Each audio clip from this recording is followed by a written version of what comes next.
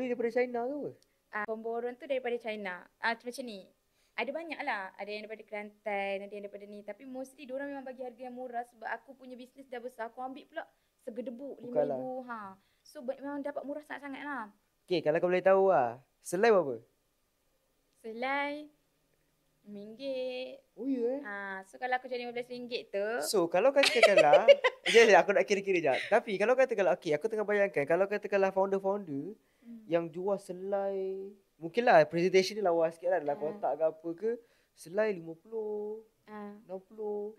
Oh, besar Dia depends. dia. Memang akan memang ni dia punya ni lah. Yang setakat yang aku tahulah. Memang harga tu memang murah sangat lah ambil tudung tu kan.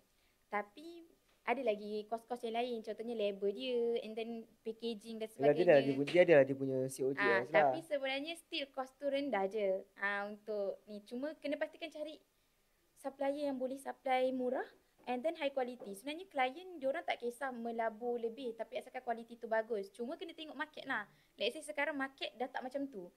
Dia nak cari quality murah dengan harga yang murah. So dah banyak juga. Dan ada.